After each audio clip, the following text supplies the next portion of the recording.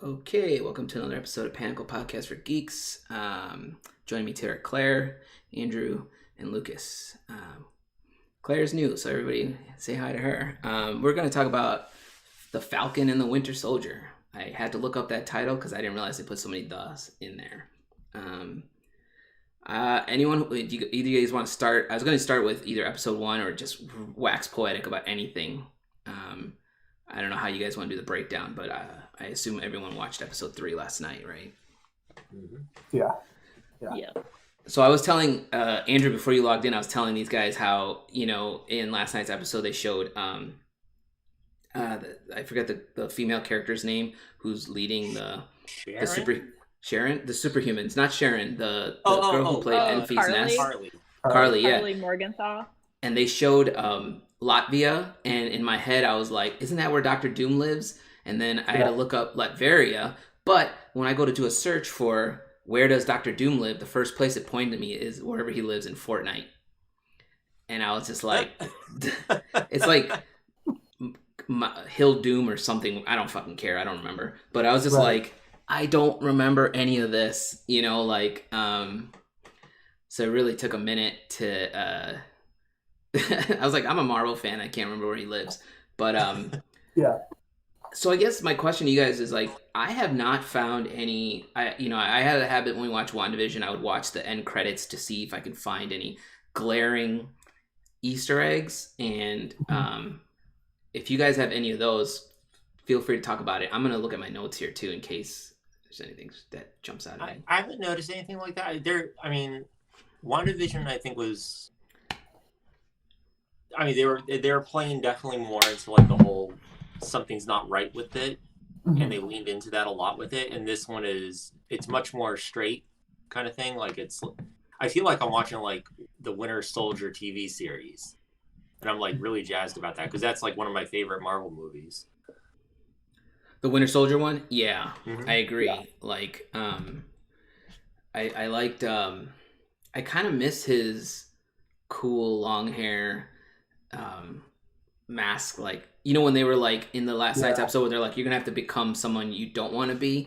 I thought, oh cool, he's gonna put on his whole outfit, but it's just in his head, I guess. Still, when he did it, like when he broke out in the fight, I was like, yeah, we're getting some now. Yeah. It was like he wrecked those getting dudes, some right? in action. I was also like, yeah, rule number 2. He was like, that went right out the window, didn't it? That's what my wife commented on because they show a shot of like several people like taking taking videos of it with their phones, and she's like, oh my god, his therapist is gonna know about that shit. Yeah, I noticed that too, but I had 2 thoughts about that. I was like, first I was like, oh, this stuff's gonna get posted on the web and his therapist is gonna see it. But then I was like, that area they were in, that society is supposed to be like a secret society. Madripoor, yeah, it's supposed to be like almost like non-existent to the world, so it's kind of like you probably don't want to be blasting videos of the area out to the public eye, but geotag your location. Yeah, exactly. All going on the dark web. So I was just like, yeah, exactly. I'm like, it's got to be going somewhere where, it's an easy plot point to be like, hey, well, this guy's over here wrecking these dudes. We gave him a patriotic pardon, and here he is, like, stabbing people and killing with people. Zemo. Oh, yeah, that's the other thing, right? I'm still half and half on that character. A friend of mine pointed out that the whole Bucky and Zemo scene was basically Hannibal Lecter and Clarice, and it's like when he mentioned that, and I eventually saw this scene, I was like, oh my god, yeah, like I'm really about that. This is my jam. Oh, that does make sense. Well, also him, Zemo being able to play Sam and Bucky off each other. He was, because they already have like the banter down from the first 2 episodes. Yeah. So once you complicate him, it's like he like pokes at one a little bit and then another, and I think there's a fun dynamic there that I thought, I don't know. I thought of the 3 episodes last night had the most like toss bits of plot in so we can jump to the next three. It felt like the middle book of a trilogy or something. They do that with. We are halfway through, right? Yeah, that's what's crazy. Yeah, I think it's 6. It's only 6. Oh, okay, I didn't know that. I didn't know that. Okay. Yeah. Well, I mean, I feel like because I might be wrong. No, I think you're right. Yeah. Someone could tell us if we're wrong. Yeah. But yeah, that might be oh, by the way, is my audio working on the other channels? I didn't ask. Yeah. Okay. Is working. Yeah. Cool. I assume YouTube is working too, so if it's not, I'll upload it later. So like I'm gonna go down some brief, if not hokey notes I took when I was watching episode 1, but they're not really, I don't know if they're gonna lean into it, but his sister, what's his name, Sam's sister is also a superhero in the Marvel comics. Is she? Is she? Yeah, so I had to do a deep dive to look up the notes, but Sam's sister, Sarah Wilson, is also known as Sarah Casper, was introduced back in Captain America in 1971, issue 134. There's no way I would have known the issue number, so I had to look that up. She made only a few appearances over the decades and mainly exists for the novelty of having the patriotic superhero name known as Uncle Sam. I can't even remember that hero, so I was like, they're definitely not going to bring that character into play. Marvel had their own Uncle Sam character? I was going to say, that seems like something to just like muddy the water, isn't it? Yeah, apparently that's just like... DC has one. Yeah. Well, this is like the actual Uncle Sam, right? DC's is the actual Uncle Sam. Yeah. Yeah. So this is just like nickname playing. It's a code name, yeah. The other thing I noticed was when he jumps out of the airplane, it's pretty similar to how Steve jumps out of the airplane with no parachute. When he gets on the ship, who does he fight in that? It's not Zemo. The guy he fights at the end. The Leaper, what's his name? In which episode? It's on the he jumps out of the airplane, episode 2, I believe it was. Yeah. But it's mimicking when Steve Rogers jumped out of the airplane with no chute and then took over that ship. I don't really have much from episode 1. Let's see. The conversation about with War Machine. I was hoping, like, it seems like War Machine probably, I'm trying to figure out why I introduced War Machine, but my guess is it's because the Shield is Stark Tech, Yeah. Well, he's probably he's probably like the closest like parallel to the Falcon, they're both. He's missing Stark. He's missing Steve. They're both kind of. I don't want to call them sidekicks, but they kind of are sidekicks, right? Yeah, kind of sidekicks. They're both military personnel that are also Avengers. They have a lot of parallels between them. Oh, that's true. They're both Avengers. Yeah. And they both don't have like powers the way. Yeah. I mean, they don't build their suits. I don't think. Right. Yeah. And neither of them have like super soldier powers, so it's them and their Stark machines. That was something we were wondering last night, and I haven't kept up with the more recent comics, so I have no idea how it plays out within the comics. But does Sam ever get a super soldier serum when he takes on the Captain America mantle, or does he just take the shield and run with it within the comics? I feel like I'd have to look that up, or somebody watching can tell us, but I'm almost 99% sure he does not get the serum. Okay. Because it should only exist with so many people. We were trying to figure out, so like the main reason we were thinking that, and this could also just be like comics are bullshit kind of thing. When like Wyatt Russell's character, the new Captain America, like he's throwing the shield around and stuff, we're trying to figure out like, wait, so does he have a super soldier serum in him, and we just haven't been told that? Because he said he doesn't. Shield, no problem. He's catching that shield no problem, but he did say that he doesn't have any special. But he also said he scored like off the charts on everything. Yeah, and that he had like extra, his heartbeat, whatever, and his lung capacity. I forget exactly what he said, but he said some weird thing. I wouldn't be surprised if he was like, surprise, I have the serum in me. But why wouldn't he be using it already? Is my right. I mean, I figured like maybe if he doesn't know and they're just saying like, wow, you're off the charts, and it's like, well, of course he's off the charts. Right. He's got it in him. Like again, he's like he doesn't know kind of thing. See, like my assumption is that like he's just like an Olympic level athlete, you know, and then Michael Phelps style. Yeah, and then like what's gonna ultimately happen is like, you know, of the 20 serums that are out there, I think that he's gonna get one and it's gonna mess with him like near like the fourth act. Sure. So like we know for a fact there's at least 12 doses left then, right? Because there's 8 people who are supercharged. If 20 exists. That's the other thing. I was like, you know, it's supposed to be a very specific. I do like how so that takes me to the Isaiah angle. Like I did like how they were like, the guy was like, I used an American soldier's blood that we had left and then create the serum. And a lot of people initially was like, oh shit, that's Steve Rogers. But it's like, no, it's this other character that they don't really talk about too much. But he definitely was I believe he was a character that was in the comics. Red, white, and black. Yeah. And they showed his nephew too, right? Yeah, his nephew is what's his character's called? That could be that character. I forget. It's probably my notes here. I'll get to it when I get to episode 2. Which I figure like with characters like that, or like Sam's sister, or even like in Spider-Man, Donald Glover's character, it's probably more just like a, hey, this character has that name that you recognize kind of Easter egg, as opposed to being like, this will be something that we touch on down the road. It might, you know, like, yeah, exactly. Like if you're like, this series is doing really good, let's introduce this character if we really, really want to.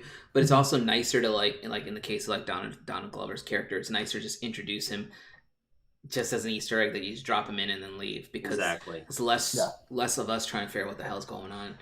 By the way, you're right on the name of that character on the ship. It is Leaper. Okay, Bartok the Leaper. Yeah, right? Bartok. Yeah, Batroc. Batroc. Trying to see. Flag Smashers is the name of that group. So and go ahead. Oh, I just kept thinking like, oh yeah, it's Enfys next. Like she's almost the same character. It feels like she is right. She's like trying to help the people by taking from like the greater good.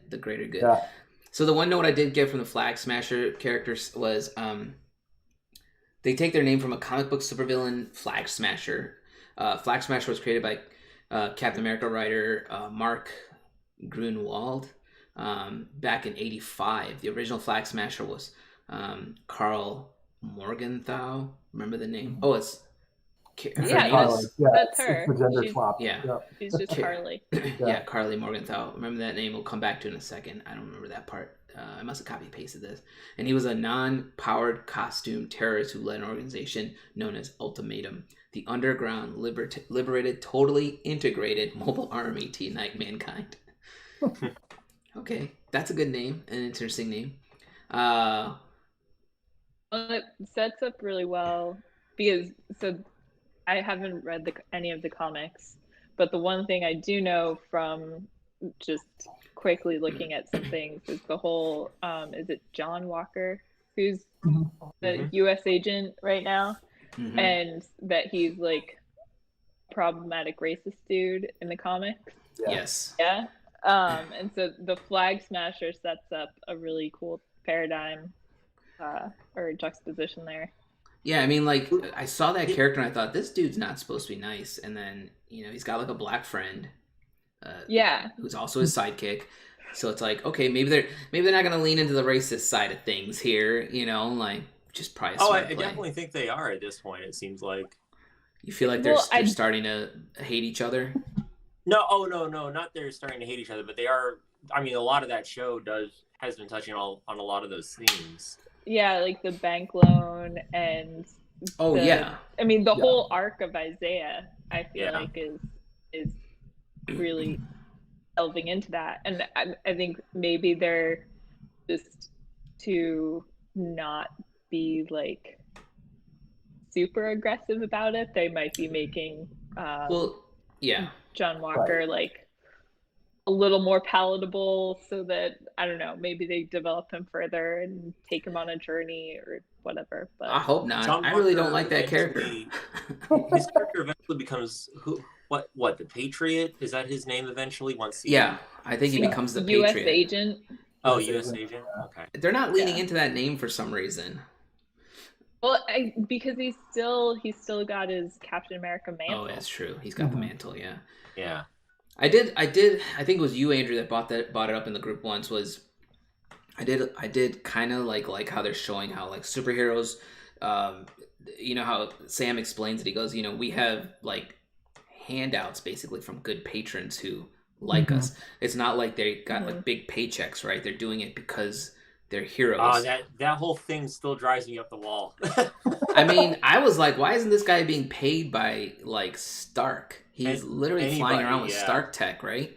Like he's got Stark's wings and he's got Stark's shield, and both these dudes are living in squalor, it seems, you know?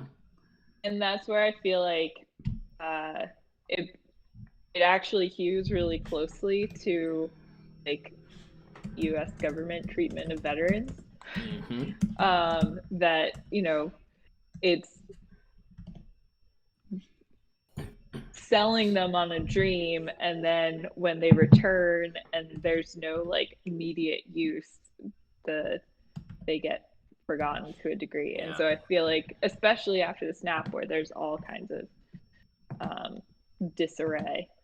Yeah, I really would. I'd like to see more of the, and I'm sure the show will probably touch a little bit more on it, but I don't think they'll dive into it as much as I would like. But I would love to see more of like what happened as a result of the blip, because well, you figure Sam said he was blipped, or he disappeared, and it was for like 5 years. And presumably everyone just assumed like, okay, they're gone forever. They're essentially dead, because you know they were talking about like, oh, people have to get like their social security numbers reenacted and things like that. Like they have to basically be brought back into the system. Right. That's why Sam isn't. That's more or less why he's broke right now. But I was like, well, wait, where did your money go prior to the snap? Like any money or assets you had prior to it, did government just be like, oh well, we'll just liquidate those? My guess is it went to like family, yeah. Which they don't really mention. Like his sister's not like. So like, here's what my thought on that was like. His sister's not like, I got all your money, so we've been surviving on your money for 5 years, right? She's literally like, I've been surviving for 5 years. So it means like he probably didn't have a lot of money in his account to start with, and then this dude's now missing for 5 years. He really didn't have, and you see him, he's living in like a regular apartment and doing regular jobs. Like they don't really lean into where he's working either, right? You assume he's working for the government still. He's like doing some government jobs, right? Like he does that job at the beginning where he's got to save that sergeant or whatever. So I'm assuming the payout for that isn't like, here's your 80 grand, good job on saving him, you know? Right. Yeah. Which, absolutely should be. But I'm assuming that probably is like, and it's probably just something that's not like as well explained as I thought it would be. Like it probably is a case of like, yeah, he's gonna get paid from that, but it's like, like a net 30 thing or whatever, where it's like he'll get paid, but it's gonna be a while, so he's got to like kind of script and save until then. Yeah, I still find it. That was under the assumption is like, okay, he's been doing a few of these contracts since he's come back. This wasn't like just the first one that he was taken in on. Right.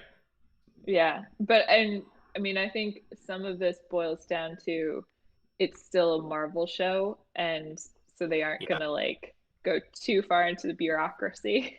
Right. Yeah. And I wouldn't, truthfully, I wouldn't want them to, because I guess like when I think about it, like when you show bureaucracy, like in a show like this or whatever, you get like Star Wars Episode 1, where it's like, why the hell are you people fighting? You're fighting over trade agreements? Yes. The sort of eliding, like, stuff. It'd be one of those things I would be really interested in it if I had like a chance to like read it or something, or if it was like some ancillary thing that's provided afterwards. But I guess it's naive to want it be more explained within like a show like this when that's not their focus. I mean, when you only have 6 episodes to do it, it's probably really hard to show all that stuff, I guess. Yeah. Well, and I think, you know, the episode 3, it packs a lot of story into a very short amount of time. And I think some of it was packed maybe a little too tightly or more tightly than I would have liked.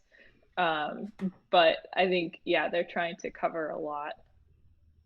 So moving back to my notes here real quick, I also had a note on Steve Rogers. Like, no one's really bringing him up, but that dude is old and alive in this timestamp.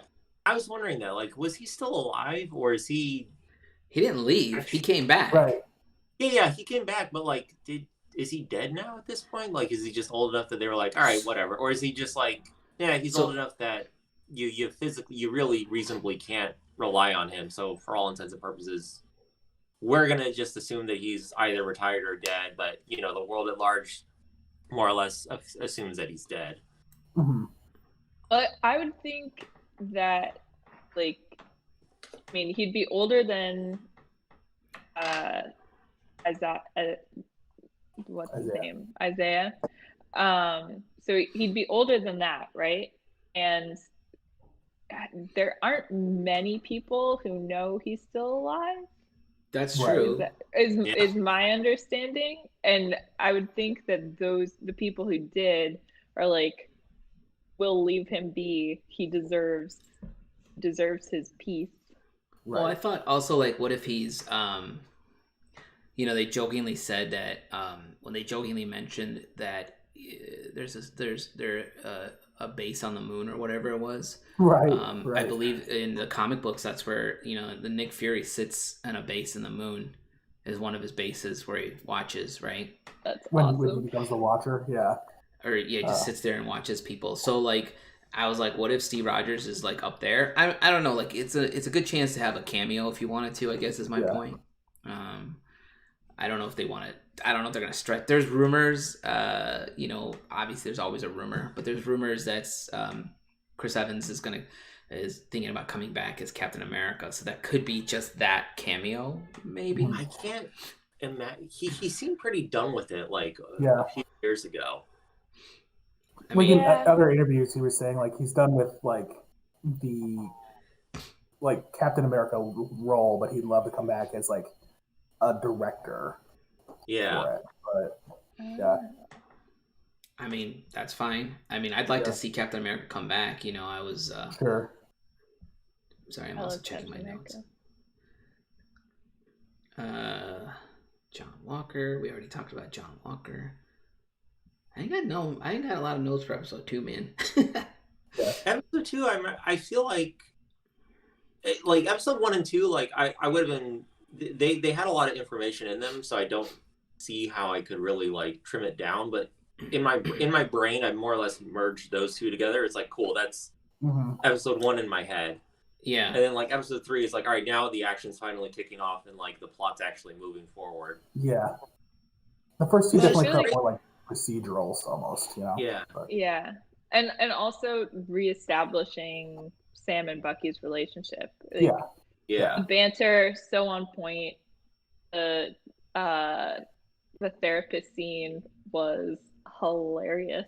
It was one of my favorite like character conversation scenes. Which characters? Marvel, I think. The therapist scene. Oh yeah. With it's so good. Yeah. Pulls out her notebook again. He's like, taking the notes again. Yeah.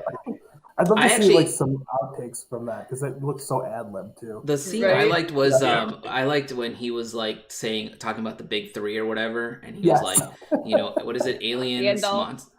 And he's like, what were they? Aliens, robots, and wizards. And wizards, right? And then he's like, Gandalf. You know, Gandalf wasn't a wizard. He was a sorcerer. I love that.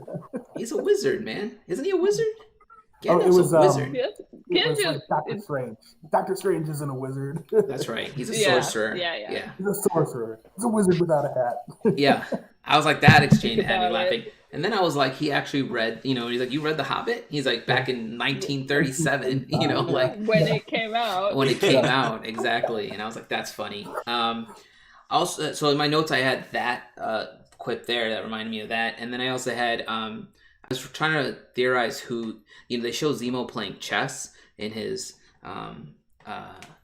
cell. And, people were like, I did a quick search just to see what people were thinking about that. And a lot of people think that he's playing chess with Doctor Doom, which could just be a fun fan theory. But at the same time, I was like, that would be cool, but how, I was trying to analyze his cell. Like, it looked like there was soundproofing on it. And then plexiglass or glass. But then I was like, he got out so easy. Yeah, it made no sense. So if anything bothered me in that episode was that scene. Like, he starts a fight with two prisoners, and then Andrew just dropped out, so he'll be back. Oh, sorry. He starts a fight with two prisoners, and then he just, obviously, Bucky helped him, but it just seemed too easy. He's supposed to be is he in a minimum security prison? German prison. Yeah. I thought a German prison would be one of the hardest prisons to get out of. Super efficient. Like, I thought it would be harder to get out of than an American prison, but he just casually, like, changes into a security officer's outfit, and then, I mean, I guess it's not as casual, but it just seemed too easy to me, and I was just like, I don't know, man. It seemed like lazy writing. Well, like everything else, maybe they're just, like, the prison systems are much different after the blip, too. I don't know. Sure. Yeah. I mean, I did... Go ahead, Claire. Oh, I was just... It both really worked for me and also was, it felt too easy for, like, who he was before. But it also, like, the explaining the plan and then having him walk out, like, Bucky's presentation of it with Sam, great. I thought that was another good, like, character building. Yeah. Building the relationship. It was just and I will, for me, that's kind of the whole struggle with Zemo, using Zemo this way, is like he was not a friend to any of these people, and now, like, sure, I guess it's fine. Now he's still gonna betray them somehow. It's just a matter. He's calculating it, right? They've already shown you, like, 2 times where you think he's getting away. Like, one was where they killed that lady in what was that place called again? No. Mariupol. Madripoor. Yeah, you see that lady get whatever her name was, Sissy. What was her name? Sophie or something like that. Selby. Yeah, you see her get shot, and then you see him just, like, take off. When they get outside, he splits off from the group, right? But then he comes back. So, initially I was like, oh, there he goes. And then when they find that scientist with the serum, and then he shoots the dude, which I was like, come on. Like, you need that guy alive, so he knows something. Yeah. I guarantee you somehow it all leads back to him. So he shoots the scientist. But it's that right now, it's like, suddenly he's rich, and they're on his plane, and, like, he's a baron. He explained that to you. Yeah, that's true. It's just, he's got the oldest butler in the world. I don't know. That was what felt more like lazy writing to me. That was totally lazy writing. The whole thing when he's talking about his kids in Sokovia, like, in there, my cat disappeared.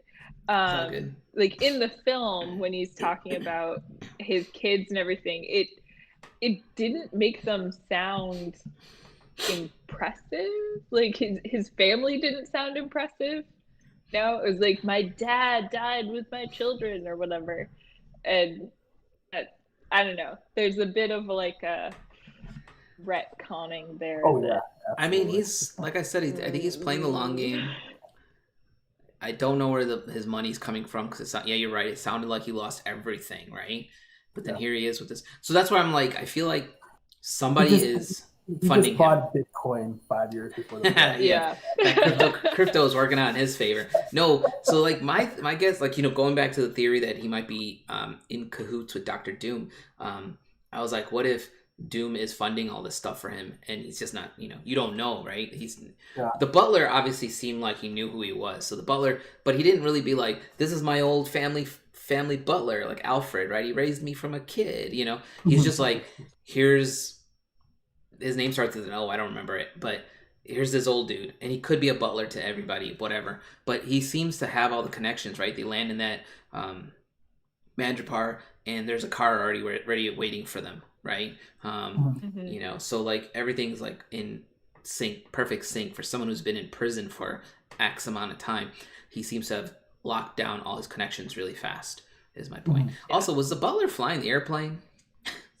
I thought that kind of felt like that was implied at one point. I couldn't tell because they never really put. It's very bizarre. They never put the camera in that direction, so I was just like, I hope that dude doesn't die at the wheel. There's advanced AI in this universe, Like, I mean, apparently you can break out of a German prison in 5 minutes. So my notes for this episode 3, I liked the way it ended with I think her name is Ao. From the Black Panther showing up. My guess is she's there to hunt Zemo because he escaped, and he is responsible for killing King T'Challa, or T'Chaka, I believe. Yeah.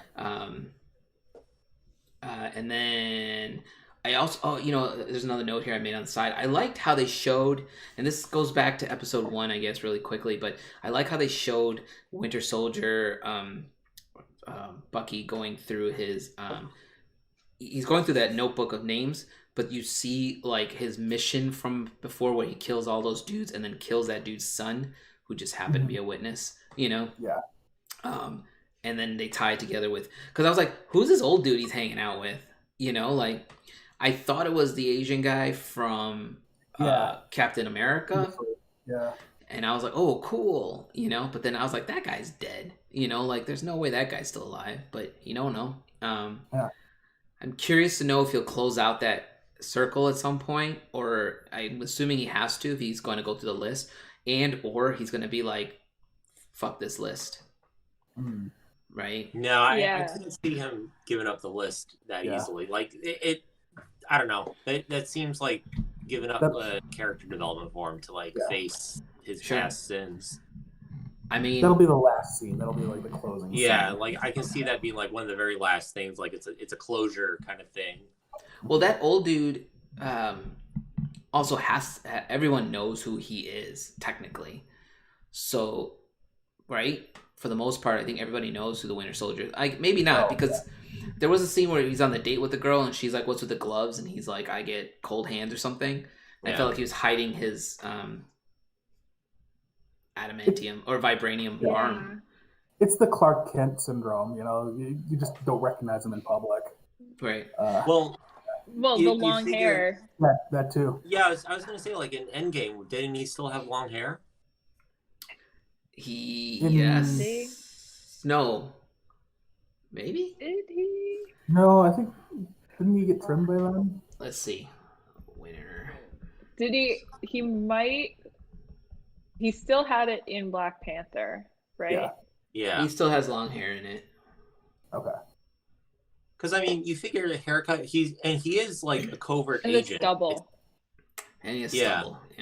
Yeah. There's probably enough. There's enough where people probably don't know of him a whole lot. Because I mean, you figure most of his activities were more or less really discreet. True. I mean, he was. That's the other thing you learn about it. Like he's been active for. What did he say? Like. About 90 years off. 90 years or something. Yeah, like he's like turned on and off. Right, he just goes back into cryo. It's kind of cool. That's when I look that up. That's when I figured out that I totally forgot that at the end of Civil War, he's put in cryo when he's in Wakanda, right? Because that's how they like figure out what's going on with his head, and they remove. Reprogram. Yeah, they reprogram him, and that's why when Zemo tries to say the trigger words, like nothing happens. Yeah, nothing. That was a great moment for me. I was like, what a scummy thing. He goes right to that, right? The Hannibal Lecter thing. Love it. Yeah. Yep. Faster way to break out of the German prison, even though there's much easier ways to do it. Someone's gonna call me out on that comment and then tell me that this is the best way to do it. Yeah. I'm trying to see if I have any other. I don't have any other major notes for 3. I'm trying to think. Oh, so the Sharon Carter, is that her name? Mm-hmm. Yeah. That felt like a cameo. I totally forgot that she's on the run. Like, yeah.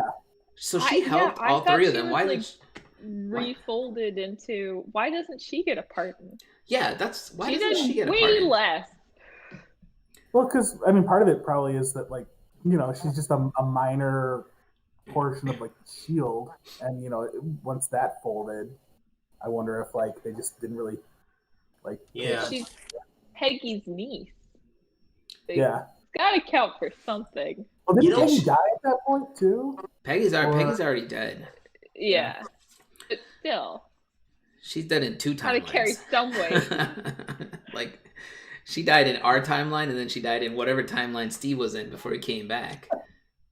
Yeah. Oh, now I'm just like imagining, because like he was already next to the pond. Like I'm just imagining like poor widower Steve like throwing like breadcrumbs to like the ducks, thinking about Peggy. So. Now I think about it, like, did anyone that's in Sword were any of them previously in Shield, or has it all been new people that have been like associated with Shield so far? Or been associated with Skrulls at this point, and that too, and I thought Sword was a division. Monica. No, I think. Yeah. Well, she was considered not part of Shield, right? Monica is definitely part of Sword. Because they were like sister organizations that we're only just finding out about. That's what I'm wondering. It's like if anyone that was associated with Shield, because like Nick Fury's technically, I think as far as anyone's concerned, outside of like a few select people, Nick Fury's dead. They think. Because he's up in space doing his space things with the Krulls and all that, and really seems like only the Krulls kind of know that he's still alive. Outside of like a few other people like Monica Rambeau. Sure. Yeah. Right. I'm just trying to think. There have to be some. There has to be some members that came over because Sword, I thought, was a division of Shield, right? I thought it was like I figured it was like a sister division, like it wasn't a subsidiary. Yeah. Right, but that's what I mean. That's the point. My point is like people had to have been like, I'm going from Shield to over to Sword. Shield Shield still exist? Somebody said it doesn't. No, it doesn't. I missed. Was that in the series where it fell apart? No, it's Civil War. Like it crumbled after. Oh yeah. Or I'm sorry, Winter Soldier. Yeah. Oh, that's right. That's right. They take the whole damn building down, right? Yeah. That's right. I forgot about that. All those ships. What a waste of money. So the other thing I have in my notes here is the fight when Sharon's like demolishing all the bounty hunters that come after them. Awesome. Yeah. So it reminded me, and I was right. Okay, it reminded me a little bit of John Wick. For those of us who mean John Wick. And I had to look it up, and it said where it's it's credited writer. The credited writer for the episode is this guy named Derek Kolstad, whose other credits, of course, include the recent release Nobody, which I haven't seen, but as well as John Wick. The sequence might be reminiscent of John Wick's special brand of ultra violence, but director Kerry Skolgan's nimble approach gives it a single take feel that is one of the episode's highlights. Like she took out. Like, she could have just run, right? She could have just been like, guys, we got company, and just ran over there to get them. Instead, she's like, I'm going to take each of these dudes down one at a time. Yeah. But it also felt to me like kind of like a callback to Captain America. Like, to Steve as well. Like as she's throwing the knives and everything, that she like improvises a lot. It's a lot of hand-to-hand stuff. It felt like a callback to Steve's style of fighting in a way that was kind of cool. Also, she didn't have any weapons on her. She took weapons from everybody else. Yeah. She did, yeah. Which I was like, you live in a very, very dangerous area. Like, how are you not carrying at least a throwing dagger? I think she had a gun. She is the weapon. She is the weapon. Like one gun and a knife or something. Yeah, which both of them, like, she very quickly went through, and then she had to improvise. Yeah. I'm just hoping we get to see her throw the shield at some point now. Yeah. You know, the problem is as much as we want to see that, Marvel won't give us that. Because then it's going to be like, oh, a woman just threw the shield. And I guarantee you it's going to be a hot button issue. I want it. I want it too. I'd love to see it. Yeah. But I think that they could do it in like a Steve and Peggy callback kind of thing. Yeah. Sure. That it wouldn't necessarily be like she's taking up the shield for any period of time, as much as she's like, if she tosses it and like it bounces off something and goes to Sam or something like that, where it's like because she's representative of both Steve and Peggy in a way, and so it's like it's her blessing as well as he takes it up. I don't know. I could see that happening, and it'd be fun to see. Like, I always loved watching that shield fly around because it's kind of how did Spider-Man put it? That thing defies the laws of physics. Yeah. Like I just love watching. Like I liked. So there was a scene where John Walker, where he throws the shield and Bucky catches it real quick. Yeah. And it reminded me of the scene where he catches it the first time, and I'm just like, wow. But he caught it with his other arm. He didn't catch it with his robot arm, yeah. So it might suggest that dude does not throw it as hard as Steve Rogers does, maybe. Ooh, good point. Yeah. He catches it with his regular. And he was just like, here, take this back. I'm trying to see what other notes. I didn't have as many. That's the one thing. When I watched WandaVision, I had so many notes because there were like little aha moments throughout the whole thing. Yeah. No, this is very more straightforward kind of thing. Do any of you have any idea what the like final bit with Sharon was? I was trying to figure we have a problem. If she was still like, if she was maybe working for S.H.I.E.L.D. as like an undercover agent or something like that, or if she was like just contracted by someone else within Madripoor and was working as like a double agent. So. I mean, she's on the run, but she could still be working with Nick Fury, obviously. But then again, she's the one that says that she's on the run. Right. That's and true. they're like a really nice apartment. Right. Yeah. That was the other thing. That was the point we made where it was like, Jesus Christ, you want to get pardoned and lose your apartment? I mean, like, I wouldn't want to get pardoned if I'm living this life. Well, she's got like a room full of very expensive paintings. I was like, how has she got all these originals? Right. Next IMC. God. I mean, we'd get robbed on our way to the show if we were carrying like an original Van Gogh or something. I don't know. No one would suspect us. Right. That is true. No one would suspect us to show up all those originals. But once you're there, you're in trouble. I'm trying to, let's see. So the other theory I had about, what's that? I was just making a bullshit comment. Oh, that's fine. The other theory I had about why Zemo shot that dude was one theory was he knows what's up and he's in on the plan to make these serums, right?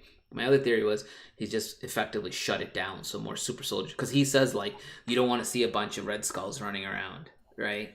You don't want to see a bunch of these super soldiers running around because they destroyed his family too, right? So there might be a hint of him not wanting to keep going, so he shot the only dude who figured out how to solve. That's not to say there isn't somebody else out there who can solve the puzzle, but this dude definitely had it. And yeah, like when he was like, how much are you willing? What are you willing to give me so I talk? I'd have shot that dude in the knee right there. You know, how about a bullet in the leg? You know, like what a cocky. That dude was cocky because he thought, you know, he's untouchable. Well, he thought he was a god.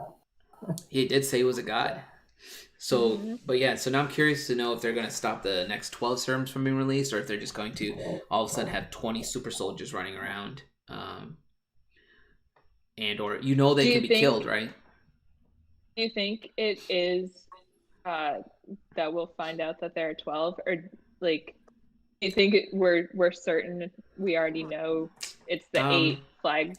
We know there's 8 for sure, right? And then well, there's technically 7 because that one dude got shot, remember? Right. So then I was like, they're not invincible to a degree. Like I can't remember. Steve Rogers is definitely not bulletproof. No, he was definitely shot at a few times. I mean, he's been assassinated in the comic books. Yeah. With a bullet that stopped him in time. The stupidest storyline. If anyone has read that, everyone thought he got assassinated, but he was just like frozen in time or something weird. Yeah. Is that what the explanation was for there that? was like a weird spin on it. Yeah, like they let it ride for months that he was dead, and then they said the bullet essentially just kept him in stasis or something. It's so long I can't remember it, but I remember reading it and thinking this is typical Marvel bullshit. You know, it's the same thing as like when they killed Superman and they brought him back. It's the same thing when they killed Batman. You know, Batman's died too, right? And there's a whole Rest in Peace series, and they brought him back. He was traveling through time to come back. Right. It's kind of fun writing, but not good writing. Where was I going with that? Oh, so like, yeah, so then that one dude got shot by a bunch of people when he stopped them so they could take off in the airplane. So I feel like then there's 7 of them left. And she mentions in the last episode, the power broker, who's apparently sounds like the main villain. I try to do an anagram with that name to see if it came up with anything else. But Power Broker, I think, is an actual character from the comics. She says he's got to come begging me now for the rest of the serum. So I think she hasn't used the 12 yet. She probably has it still. But I also wonder why she didn't use it on what's Mama Donya or whatever. Was that her mom that died? Yeah. Like, why didn't she use it on her? One. Yeah. I don't know if like it'll help with TV necessarily, you know. Yeah. Well, the other thing is, wouldn't that guy's body be like a hot commodity though? The scientist? The guy that got shot? I don't know. But yeah, I mean, if he's a super soldier and they used blood before. Yeah. That's a good take, man. I didn't think about that. Yeah. Damn it. So they'll be like, let's just use this guy's blood for... Yeah. I mean, I guess it depends on how fast they got to the dead body, I guess, right? Or, yeah. Because like in the case of Isaiah, they were somehow obviously holding his blood in cryo or something, right? What other hot takes do we have? We got about 10 minutes left. I really want to lean into I would love to see a Doctor Doom show. Because here's the thing, both these shows are doing the same thing to us. WandaVision kept hinting at Fantastic Four. So you were like, cool. And somewhere in this series, people have seen hints of Doctor Doom. I haven't seen Easter eggs for it yet. Like I said, Latvia came reminding me of Latveria, but that doesn't mean Doctor Doom is coming into play. Some fans, like I said, are theorizing that he's playing chess with Zemo, but it's like, why? How did you come to that theory? Did I miss something? Does Doctor Doom have any like chess themes? No, he's just like a super genius. So it's like, you know, like a shorthand kind of thing. It's like, oh, he's playing chess with someone. Yeah, and he could be you might be hearing my kid yelling in the background because she's having a moment. There might be he's super genius to it, so he might be the guy trying to. I wouldn't be surprised if Power Broker is just a code name they use for him, and he's the one funding all this stuff, which again would help lead us slowly towards the direction of a Fantastic Four movie, which all of us are patiently waiting for. Maybe not all of us. I am anyway. Only if they do a good one this time. Right. I mean, but Marvel has it now, so it shouldn't be bad in theory. Yeah. Well, I think there's a lot in here that is kind of soft launching the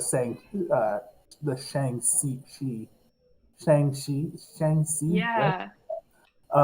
Movie, because like, you know, Madripoor is probably going to be somehow involved in that. That's right. Since it's like a stand-in for like a corrupt Singapore. Yeah. When is that coming? Is that this year? That should be. I think that's next after this, right? I think it's either late 21 or early 22. Okay. That movie comes into play, right? I don't know enough about that character, so neither do I. I mean, it's going to be like Guardians again, you know. Like, I could see them even going very different from like the actual comic too. Sure. But, you know. So like I think they're probably trying to soft launch him with this. And I don't know, maybe the Power Broker will come into play with there too. You know, we'll have to see where that storyline goes to. You know. Yeah. I mean, I feel like there are all these little like, so that's like another little hint in a direction they're going, right? They're just not. In some ways, I feel like this is a better version of like an Iron Man 2, where Iron Man 2 was almost more like a movie long trailer for everything that they were launching coming up. And I feel like this, even more than like Vision and you know, a WandaVision, they're really just trying to soft launch like everything that's happening on Earth. You know, versus like the space and like the magic realms that we got in WandaVision. So WandaVision would be like a Doctor Strange storyline, and this is like the continuation of Stark Industries storyline. Right. Yeah, that would be a good way to.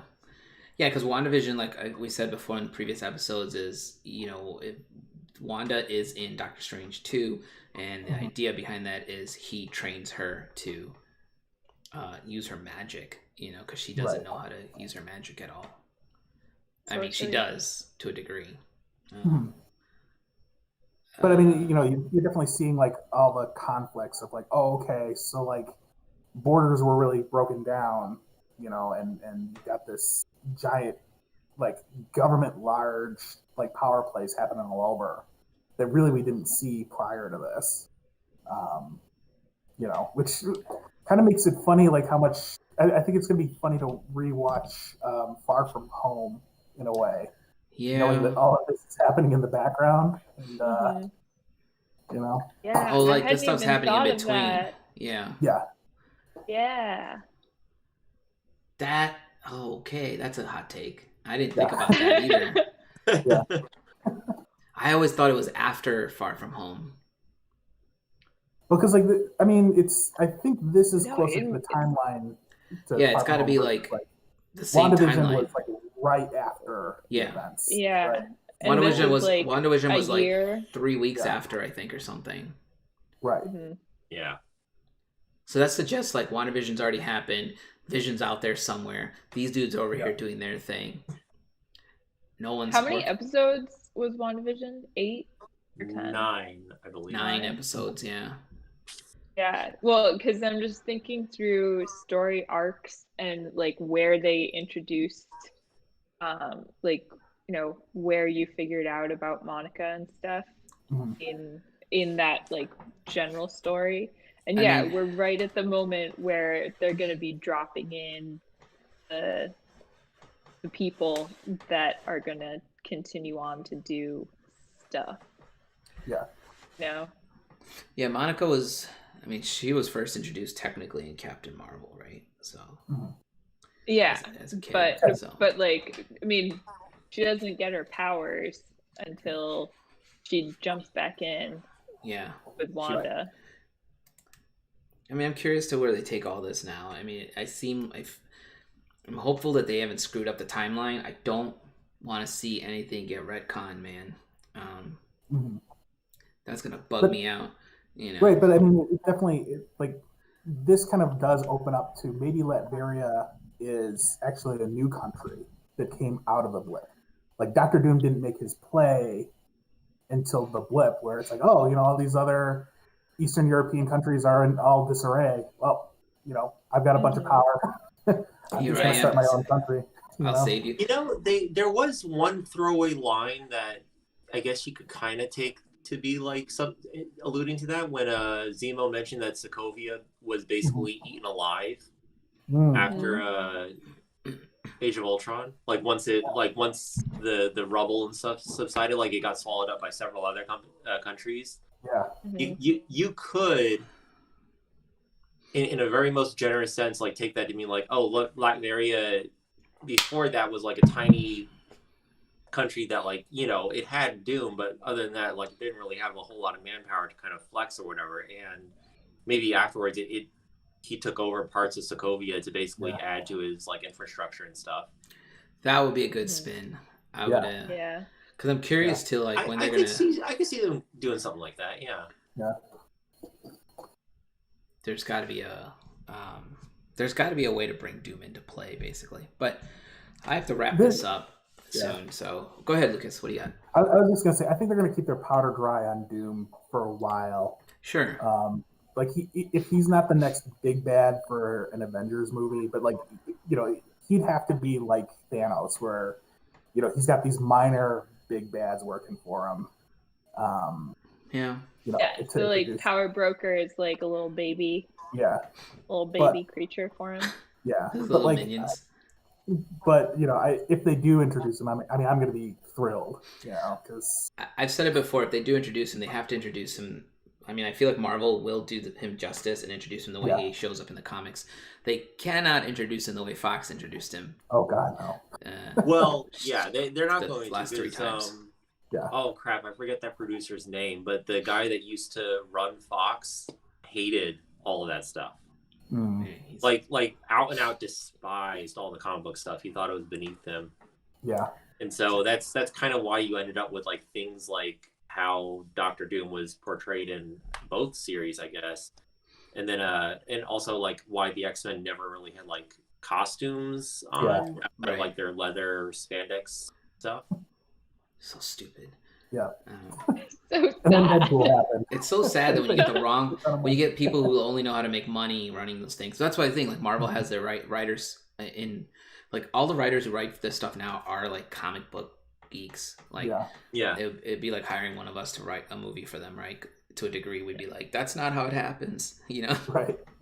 Well, and they also they've strung us along so well, like since Iron Man, that I feel like I'm gonna trust them with this. I'm willing to do that because they have left some really decent breadcrumb trails along the way. Oh yeah.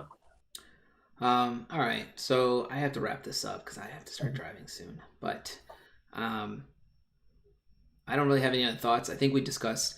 The only thing I have left in my notes here is a bunch of people in that bar recorded him, which probably is going to give Walker an excuse to arrest Bucky. There you go. Like instead of just people being like, "Oh, the Winter Soldier's doing this," he's going to be like, "This guy's unstable." Right. Yeah. And that's probably how he's going to take his shield back. So. On a quick side note, Bucky at one point becomes Captain America for a little bit in the comics. He does take on the mantle for a little bit. Yes. Yeah. Until he's like, I'm not Captain. I can't be this person. But so my guess is he's going to take that shield back and then eventually give it to Sam, and Sam will finally accept his role as Captain America. Because he is. Because right now he's still in Destructo mode. He's in Destructo mode. He's trying to save everyone but himself. Yep. So it's an interesting character take. I do enjoy watching him spiral. I mean, maybe he'll give it to Sam, and then Sam will give it to Isaiah. Who knows? They won't do that. Just to retire it, Oh yeah, sure. You can be like, hey, you hold on to it. Don't lose it. So, that's true. He might.